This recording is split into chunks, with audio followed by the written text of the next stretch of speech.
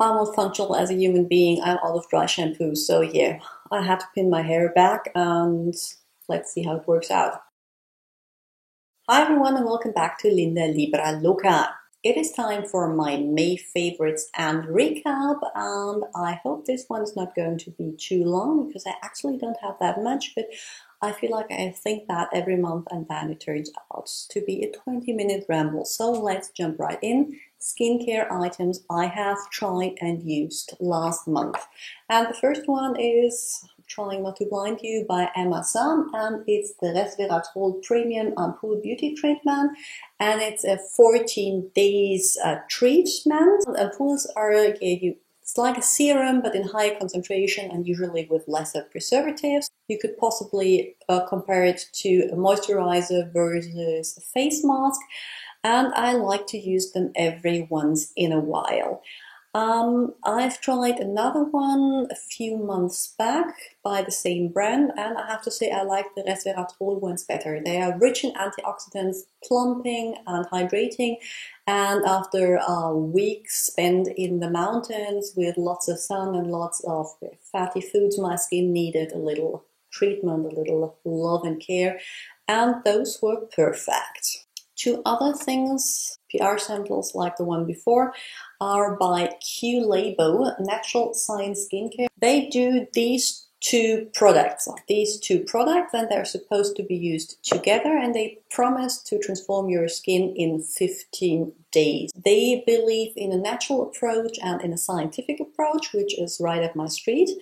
The first one, the Euphoria, which comes from eau, water, and euphoria, like in euphoria, excitement, is a complete moisture treatment, and both products contain trehalose, and trehalose it's called the sugar of life, and it's found in plants that thrive in the desert.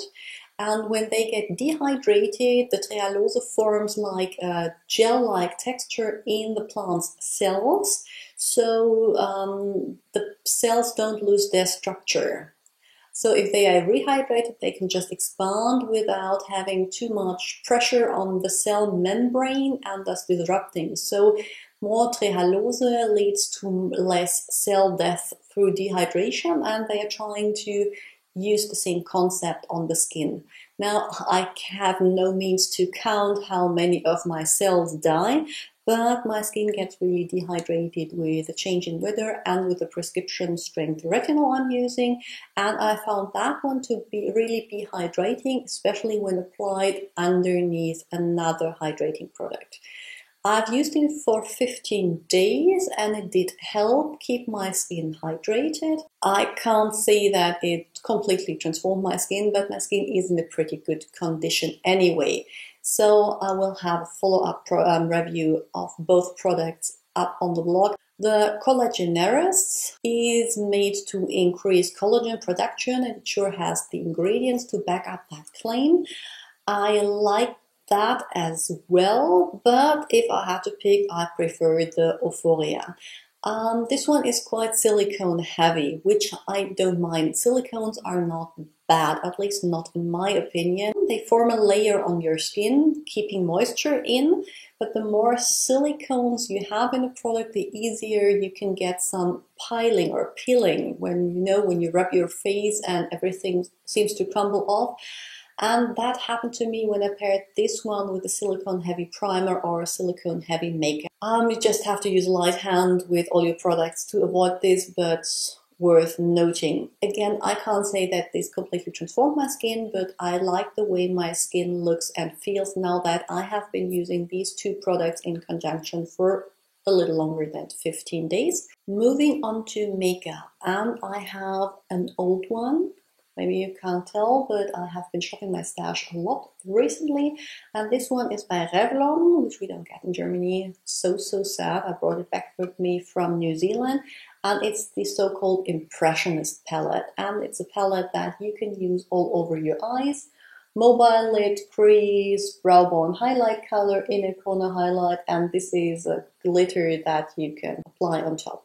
I like the pigmentation, I like the lasting power. You usually get two different looks out of palettes like this. I'm wearing the shades like suggested without the glitter that I absolutely do not like on my eyes today, but I'm very much more prefer using this color, the brow bone color, all over my lid, because I feel this one is a little too warm for my personal taste. I prefer a little cooler browns when applied all over the lid, but this one is a gorgeous sand color that works perfectly well with bright lips like I'm using them today. Something else I have tried recently, and that's very uncommon for me, it's by Laura Geller. It's a highlighter. It's one of the Baked Gelato Swirl Illuminator Gilded Honey. It was a gift with purchase because if you know me, I never buy highlighters, but it looked so pretty and I thought it would be rude not to try.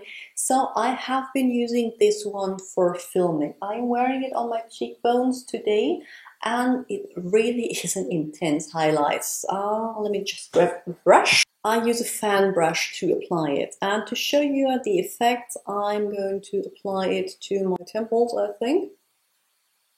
Can you see it? I hope it picks up on camera. It's very shiny, glowy, no glitter, which I hate. It doesn't settle into my fine lines or into my pores, which is always a plus if you have aging and oily skin. It is way too intense for me to wear on an everyday basis. I usually rely on my natural shine to peek through throughout the day. But for filming or special events, I really like the color. And yeah, I have been using it a little more than 1 month and I don't even made a dent in it. Seriously, has anyone ever finished a highlighter? And the second makeup thing I wanted to talk about is actually not a product itself, but a technique. Usually I don't really care about these things. I don't contour on a daily basis. I don't highlight on a daily basis. It's just too much to think about when it's 6 a.m. in the morning. But then there was draping. And draping basically means that you apply your blush not only to the apples of your cheeks, but you apply it on the bridge of your nose, draw it up to the temples and onto the brow bone. Now, if you, like me, grew up in the 80s, you know that's not new. It has all been done before, but it is done in a more subtle way. And it just makes your skin and your face look so fresh. So I just came back from a run and haha, I wish. And I have been enjoying that. So I'm going to quickly show you how I do it. I apply my blush rarely to the apples, but I concentrate it on the outer part of my face anyway. And yes, I'm applying it on top of the blush I'm already wearing. Good thing I don't have anywhere to go after filming this video. And then I use the blush and I apply it up to the temples.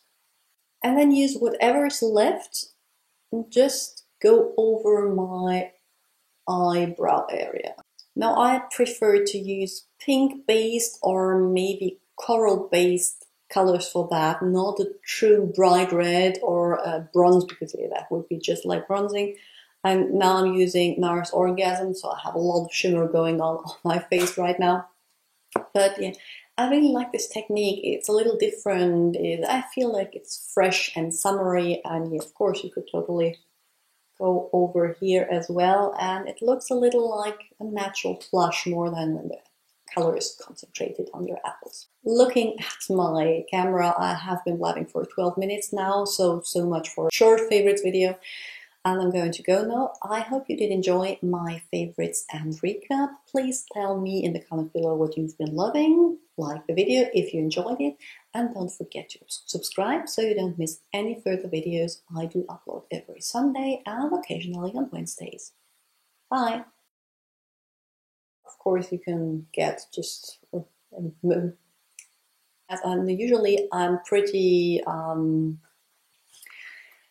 usually I'm pretty